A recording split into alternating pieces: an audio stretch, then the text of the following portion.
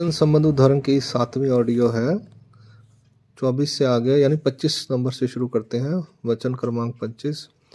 वचन संबंध प्रारब्ध कर्माच्या भोगाने नाश होतो म्हटले तर देवतेच्या कडाने भोगून क्षय होत असेल, कर्म राहटी प्रमाणे भोगून क्षय होत असेल। वचन संबंध प्रारब्ध कर्मों का भोग के नाश होता है ऐसा कहा तो देवताओं की तरफ से भोग कर क्षय होता होगा, यानी देवताएं भुगतवाती होंगी उन्हें, कहने का मतलब है। कर्म राहटी के तरह भोग कर क्षय होता होगा। अनुसरल्यासी कर्म सवा भोगू नाही दैव सवा भोगू। और इसका वचन संबंध का उत्तर है एवं अनुसरल्या पुरुषास परमेश्वराच्या कडाने प्रारब्ध कर्माचा भोगे क्षय होतो। और अनुसरण लिए हुए पुरुष का परमेश्वर की तरफ से प्रारब्ध कर्मों का भोग कर क्षय होता है। का अर्थ अनुसरल्या से अर्थात अनुसरल्या पुरुषाला, अनुसरण लिए हुए पुरुष को, भोग नाही अर्थात देवतेच्या कडाने अथवा देवतेच्या क्रमाने प्रारब्ध कर्माचा भोग भोगावा लागत नाही। देवता की तरफ से अथवा देवता के क्रम से प्रारब्ध कर्मों का भोग भोगना पड़ता नहीं। प्रारब्ध कर्मों का भोग भोगना पड़ता नहीं। दैव सवा भोगू अर्थात परमेश्वर की तरफ से प्रारब्ध का भोग कर क्षय होता है। परमेश्वर की तरफ से प्रारब्ध का भोग कर क्षय होता है। अगला आ गया वचन संबंध सर्व प्रारब्ध कर्म में जशी च्या तशी भोगावी लागत असतील। वचन संबंध सभी प्रारब्ध कर्म जैसे के तैसे ही भोगने पड़ते होंगे। सभी प्रारब्ध कर्म जैसे के तैसे भोगने पड़ते होंगे।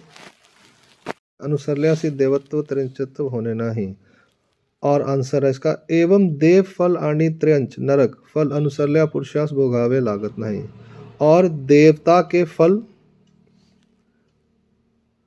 तथा त्र्यंच योनि ब्रैकेट में नरक और देवता के फल तथा त्र्यंच योनि ब्रैकेट में नरक फल अनुसरण लिए हुए पुरुष को भोगने पड़ते नहीं। यानी 4 जो है चतुर्वेद कर्म फल स्वर्ग नरक कर्म भूमि मोक्ष, उसमें से मोक्ष और नरक वो भोगने पड़ते नहीं। 4 में से 3 निकल गए। अब जो मनुष्य शरीर वाले हैं वो उसको भोगने पड़ेंगे। उसमें उसको अगर नाई बनना है, ये बनना है, वो बनना है, तो वो सारे उसके आगे जाके जब अपरोक्ष ज्ञान में उसको वो नाटक करना पड़ता है। वो नाटक मतलब वो करना पड़ता है सारा।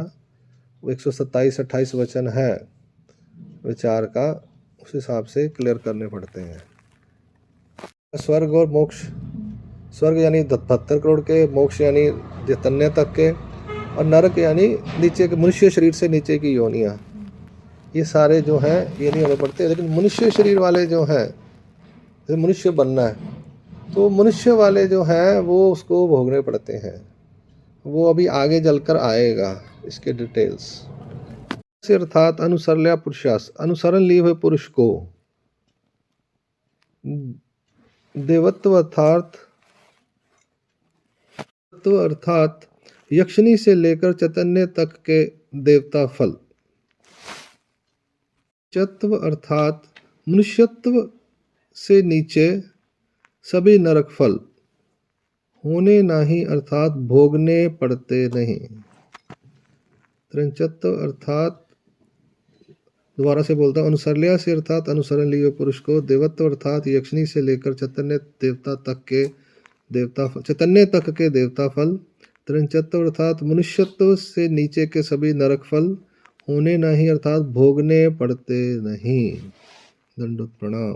ये हो गया 26 नंबर। वचन संबंध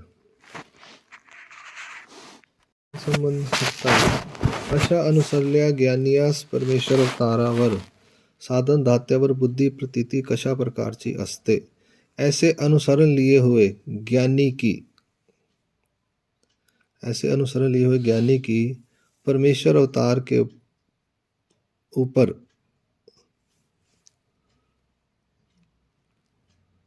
परमेश्वर अवतार पर साधन दाता पर बुद्धि प्रतीति किस प्रकार की होती है? वचन संबंध है। वचन है ज्ञानिया सी श्री मूर्ति वरी साधन प्रतीति प्राप्त को बोधो।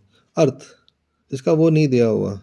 ज्ञानिया सी अर्थात अनुसरल्या ज्ञानियास, अनुसरण लिए हुए ज्ञानी की। ज्ञानिया से अर्थात अनुसरण लिए हुए ज्ञानी की। मूर्ति वरी अर्थात साधन दाता अवतार के ज्ञान साधन दाता अवतार के विषय में। इसमें ज्ञान साधन लिखना है। वो प्रेम साधन है, ये ज्ञान साधन है। ज्ञान साधन दाता अवतार के विषय में, उसमें मत लिख।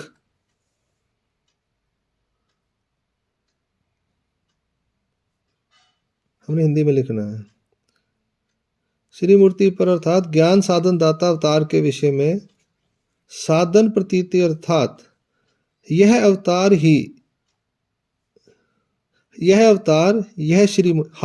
ही श्री मूर्ति माझे साधन असून तयामुळे मला अव्यक्त स्वरूपी साध्य होईल अशी निश्चयात्मक जाणीव असते। साधन प्रतीति अर्थात यह अवतार, यह श्री मूर्ति, यह अवतार कौमा यह श्री मूर्ति माझे मेरा साधन होते हुए कारण मेरे को अव्यक्त स्वरूप का साध्य होगा। अव्यक्त स्वरूप का साध्य होगा। 2 बिंदियां। ऐसी निश्चयात्मक जानकारी होती है। ऐसी निश्चयात्मक जानकारी होती है। अवतारच ही श्री मूर्ति अव्यक्त रूपी चानंद मला। यह अवतार ही कौमा यह श्री मूर्ति ही अव्यक्त स्वरूप का आनंद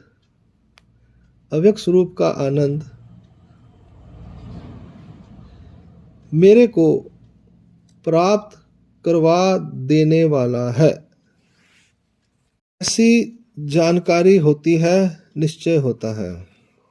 ऐसी जानकारी होती है, निश्चय होता है। निश्चय मतलब प्रतीति हो गई ना। हाँ, है ना? प्रतीति शब्द है ना। हाँ, वही कह रही। ऐसी प्रतीति, हाँ प्रतीति हो गई। ऐसी जानकारी होती है, निश्चय होता है। हो गया। अर्जुन ज्ञानियाची श्री मूर्ति पर प्रतीति कशी आहे और ज्ञानी की श्री मूर्ति पर प्रतीति कैसी है? मोक्षदाता ऐसी ज्ञानियासी प्रतीति। केवल्य दाता मोहता ऐसी ज्ञानियासी प्रतीति। 28। अर्थ इसका भी वो नहीं बताया हुआ। केवल्य दाता अर्थात क्या है? केवल्य दाता मोक्षदाता ऐसी ज्ञानियासी प्रतीति। अर्थ केवल्य दाता अर्थात यह अवतार कौमा यह श्री मूर्ति संचारी भक्त को प्रेम संचारी भक्त को स्वरूप में पावन करने वाला है, करना रहा है। अर्थात यह श्री मूर्ति या समा यह